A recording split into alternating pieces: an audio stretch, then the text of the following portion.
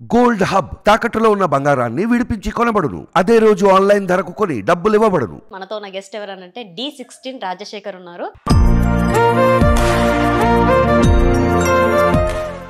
నీ dance platform ఎప్పటి నుంచి స్టార్ట్ అయింది? పెళ్ళిళ్ళ ముందు డాన్స్ చేస్తున్నప్పుడు. మనకు ప్లాట్ఫామ్ ఆనే స్టార్ట్ అయ్యేది.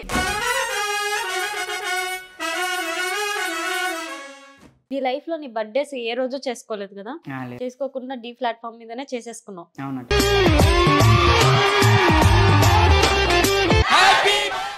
మరి నీకు నేర్పించింది డాన్స్ అంతా ఎవరు?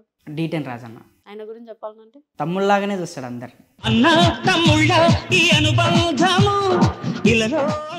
చాలా వరకు కొందరు నిన్ను రిజెక్ట్ చేస్తున్నారు కదా, దేనికి? ఫేస్ వల్ల కొద్దిగా అంటే తెల్లగా లేడు వీడు, ఫేస్ కొద్దిగా.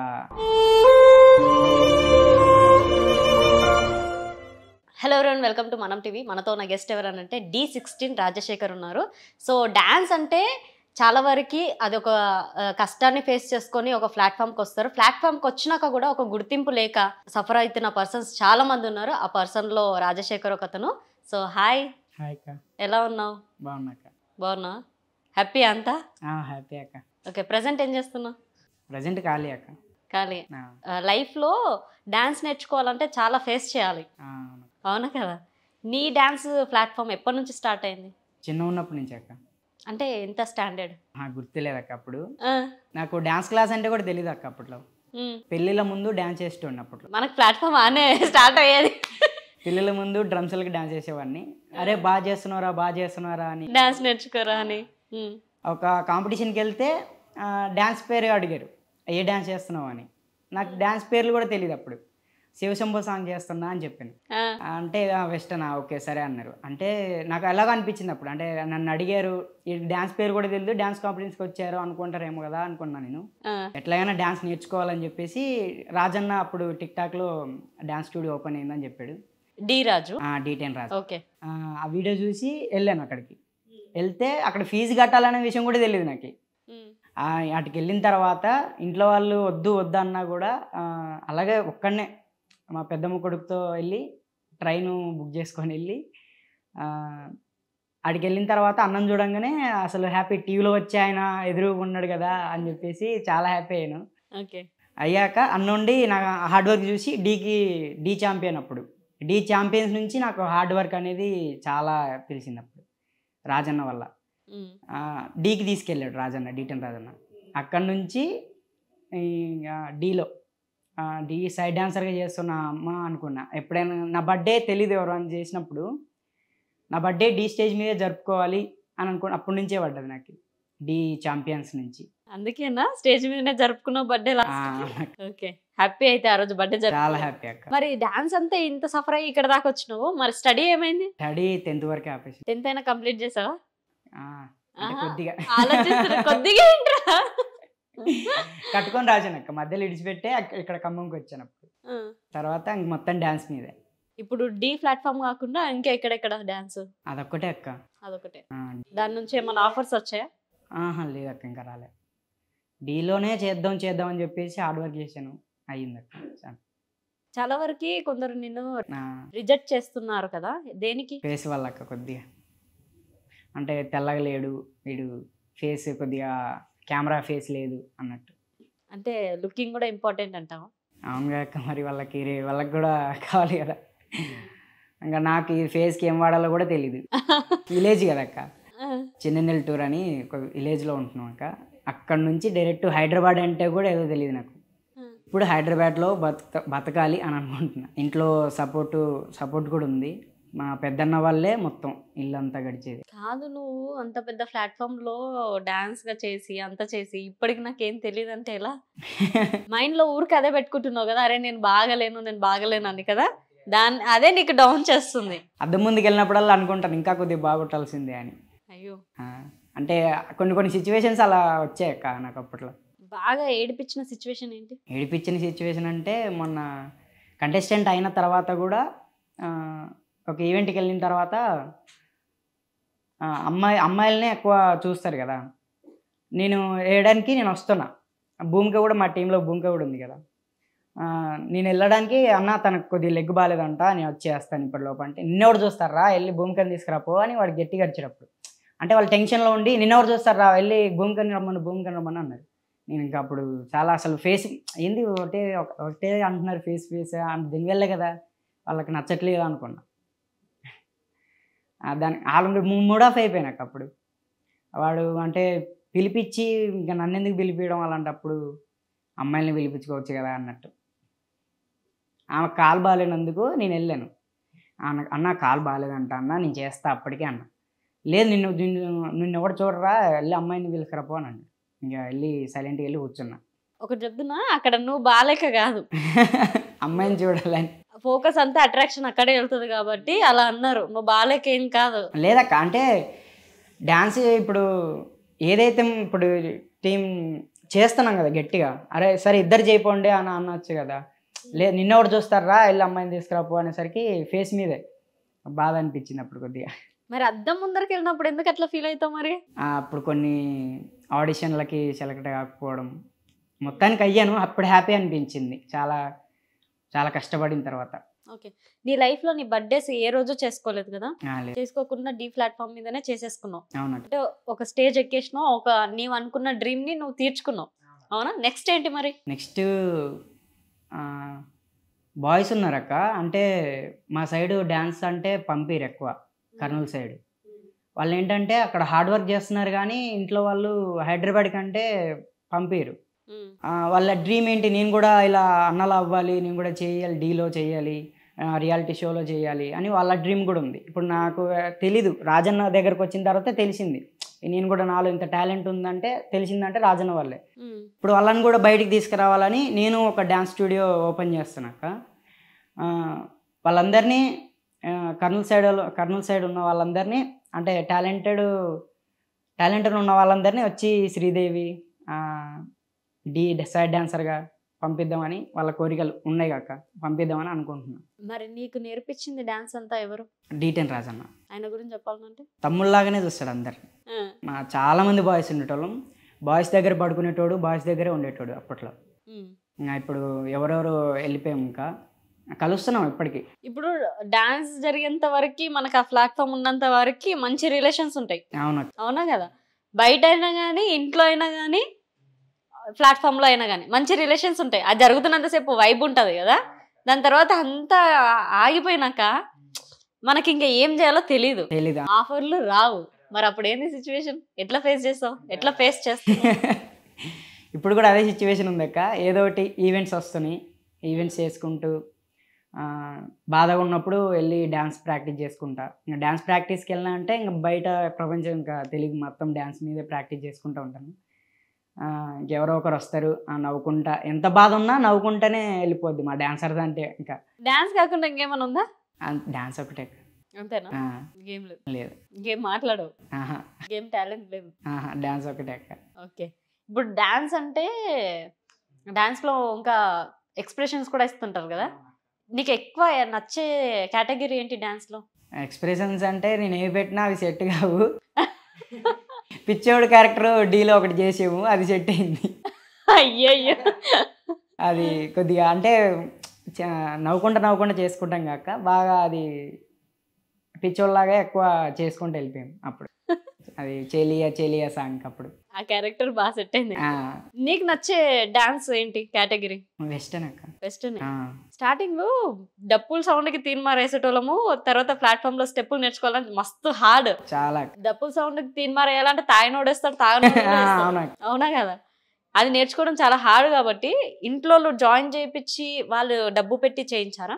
నాకు తెలీదు డబ్బులు అంటే, చెప్పాను కాక డాన్స్ క్లాస్లో డబ్బులు కట్టాలని కూడా తెలియదు నాకు. వెళ్ళిన తర్వాత ఇంట్లో వాళ్ళకి కాల్ చేస్తే ఇంట్లో ఇంకా అమ్మ నాన్న పొలం పనికి వెళ్తారు, అన్న ఇట్లా 5,000 కట్టాలంట అని చెప్పి అడిగితే సరే వెళ్ళావు కదా, ఏడుస్తున్నారు వాళ్ళు. అసలు తెలియని ఊరికి వెళ్ళావు, ఏం జరుగుతుందో తెలియదు, నువ్వు ఏం చేస్తున్నావు ఇప్పటికీ తెలియదు వాళ్ళకి. అంటే డీలో కనిపించేదాకా వాళ్ళకి తెలియదు నేను ఏం చేస్తున్నావు తెలియదు వాళ్ళకి. సరే ఏదో చేస్తున్నాడు చేయని నేను చెప్పినా వాళ్ళకి అర్థం కూడా కాదు. అది అవును, ఇదే తలకైనా వస్తుంది ఇంట్లో. ఇంత మంచి చెప్పినా వాళ్ళకి అర్థం కాదు. సరే ఒకసారి రండి డీ షూట్ కన్నా రండి అంటే వాళ్ళకి కుదరలేదు. అప్పుడు ఫీజు ఇచ్చారు అక్క, అప్పుడు ఇచ్చారు. అంటే 5,000 కదా, నేను 1 మంత్లోనే నేర్చుకొని వెళ్ళాను. అంటే ఊర్లో విలేజ్లో 5K వేస్తాం కాక అక్కడ కూడా ఇంకా ఖమ్మంలో కూడా పొద్దున్నే లేచి ప్రాక్టీస్ చేసుకునేటోడిని. రాజన్న వచ్చి తెలియకుండా వచ్చి చూసేటోడు అంట, తెలియదు నాకు. అరే వీడు ఎవర్రా ఇలా చేస్తున్నాడు, ఏందిరా వీడు అడవిలాగా ఉన్నాడు, ఇంతలా చేస్తున్నాడు ఏంట్రా వీడు, ఎక్కడి నుంచి వచ్చారా అంటే చిన్న విలేజ్ నుంచి వచ్చాడంట అన్న అని పక్కన వాళ్ళు చెప్పారు. ఇంక అప్పుడు నన్ను ఒక్కనే డీకి తీసుకొని వెళ్ళాడు. అక్కడ నుంచి ఇంక అడవి అడవి అని పిలుస్తాడు అన్న. నిన్ను అడవి అని పిలుస్తారా? అడవి అంటేనే గుర్తుపడతారు అక్క డీ షర్ట్లో. అంటే అప్పట్లో ఇంకా హార్డ్ వర్క్ అలా ఉండేది. అంటే పడమంటే పడేది, అది ఆలోచించకుండా ఏదైనా చేయమంటే డైరెక్ట్గా చేసేటోడిని. ఇడోర్రా ఇలా ఉన్నాడు, ఎక్కడి నుంచి వచ్చారంటే చిన్న విలేజ్ అన్న మాది అడవిలో ఉంటుంది. అంటే అడవి రాముడురా నువ్వు, అడవి అడవి అని చెప్పేసి అభి మాస్టర్ వాళ్ళందరూ ఇంకా పేరు పెట్టేశారు. ఇప్పుడు ఇన్స్టాగ్రామ్లలో మంచిగా ఉంది నీ ఫాలోవర్స్ కానీ పేజ్ కానీ చాలా బాగుంది. దాన్ని ఎందుకు ఇంకా కంటిన్యూ చేయకుండా జస్ట్ అట్లా అట్లా పెడుతున్నావు? లేదక్క, అంటే ఎంత చేసినా ఫలితం లేకుండా వెళ్ళిపోతుంది. ఫలితం అంటే చేస్తున్నా కానీ అది గుర్తింపు రావట్లేదు. అంటే ఎలాంటి వాళ్ళకి వస్తుందంటే ఇప్పుడు బూతులు మాట్లాడేటోళ్ళకి, ఏం టాలెంట్ లేని వాళ్ళకి, ఇప్పుడు టాలెంట్ ఉన్న వాళ్ళు వాళ్ళని చూసి అరే వీళ్ళు ఇంతరాని కష్టపడుతున్నాం, వీళ్ళని ఎక్కువ గుర్తిస్తున్నారు ఏంది, మేమంతా ఏంది అన్నట్టు అయిపోతుంది అక్క. మేము 5 years నుంచి 6 years నుంచి ఇంకా యాక్టర్స్ ఉన్నారు, వాళ్ళందరూ బయటికి రావట్లేదు. వీళ్ళు ఏదో గలీజ్ మాటలు మాట్లాడి ఇలా ఫేమ్ అవుతున్నారు. అప్పుడు ఏమనిపిస్తుంది అంటే మాకు కూడా ఇలా ఫేమ్ అవ్వాలా, ఇంత టాలెంట్ పెట్టుకొని మమ్మల్ని గుర్తించట్లేదు, అలాంటి వాళ్ళని గుర్తిస్తున్నారు ఏంది అని అనిపిస్తుంది. అప్పుడప్పుడు చాలా బాధ అవుతుంది కూడా. అప్పుడప్పుడు ఇంకా ఇంట్రెస్ట్ కూడా రాదు. రీల్స్లలో చూస్తున్నాం కాక అసలు అమ్మాయిలు అయితే మరీ దారుణంగా అయ్యారు, బూతులు మాట్లాడుకుంటూ అలా ఫేమ్ అవుదామని చెప్పేసి ఈ స్టెప్లో దిగుతున్నారు అందరు. అలా అనిపిస్తుంది నాకు. మిగతా వాళ్ళందరికీ వాళ్ళని చూసి ఇలా ఇలా ఇలా అవుతున్నాయి, ఇలాంటి వాళ్ళకి సపోర్ట్ చేస్తున్నారు ఏంది మన వాళ్ళు కూడా అని అనిపిస్తుంది. అందుకు నువ్వు రీల్స్ తక్కువ చేస్తున్నావు. అంటే ఇంట్రెస్ట్ రావట్లేదు అక్క, ఎంకరేజ్మెంట్ ఇంకా రావట్లేదు.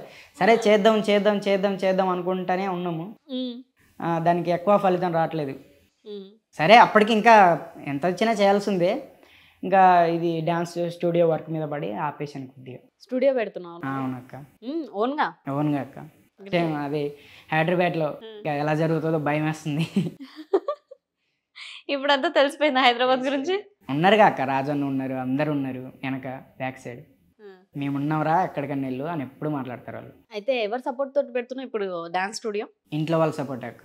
ఇంట్లో వాళ్ళ సపోర్ట్ తెలియదు, వాళ్ళకి నమ్మకం కూడా మొన్నే కలిగింది వాళ్ళకి. అసలు ఎందుకు ఈ చేసిన తర్వాత ఒకప్పుడు డబ్బులు తీసుకొని వేరే వాళ్ళకి ఇచ్చి మోసపోయాను. ఇప్పుడు కూడా అలా అవుతుందేమో అని భయపడ్డారు, ఇంకా నమ్మకం వచ్చి ఇచ్చారు. ఎక్కడ లొకేషన్? డాన్స్ క్లాస్ లొకేషన్ వచ్చేసి కేపీహెచ్పీ ఆల్విన్ కాలనీ. ప్రపోజల్స్ ఏమైనా వస్తాయా మరి? లేవక్క, అట్లా నిజం చెప్పు. లేదక్క, ఇప్పటిదాకా లేదక్క. ఏ లవ్ లేదా? నీకే లవ్ లేదా? లేదక్క. వాళ్ళకి నీ మీద లేకపోతుంది. లేదా, ఎవరి మీద లేదక్క. ఎవరి మీద లేదు? ఎందుకు? ఇంకా తగలలేదక్క. ఎవరు తగలలేదంటే దాని మీద ఇంకా మైండ్ లేదు, ఇంకా లైఫే సెట్ అవ్వలేదు, మరి ఇది ఒకటే అన్నట్టు. పోనీ నువ్వు ఆ ప్లాట్ఫామ్ లో చేస్తున్నప్పుడు నీ రిలేటివ్స్ కానీ మీ ఊరోళ్ళు కానీ ఎవరో ఒక అమ్మాయి ప్రపోజ్ చేసింటా చెప్పు. చేశారక్క, చేశారు కానీ లేదు నాకు ఇంకా మొత్తం డ్యాన్స్ మీద ఉంది ఫోకస్, మధ్యలో డిస్టర్బ్ చేసుకోండి నేను అని చెప్పేసి. బాగానే మెచ్యూర్ మైండ్ ఉంది అయితే. ఏమో అక్క, అంతే. రాజన్న ఎప్పుడు నవ్వుతా ఉంటాడు ఏందిరా నువ్వు అని మాట్లాడినప్పుడు. ఎందుకని? కొన్ని అలా మాట్లాడతాను ఊరోళ్ళలాగా, అప్పుడు రాజన్న దగ్గర ఉన్నప్పుడు కామెడీగా బాగా టైం పాస్ అయిపోతుంది. అన్నని కూడా మిస్ అవుతాను ఇప్పుడు, ఎందుకంటే ఎక్కువ కలవట్లేదు కదా.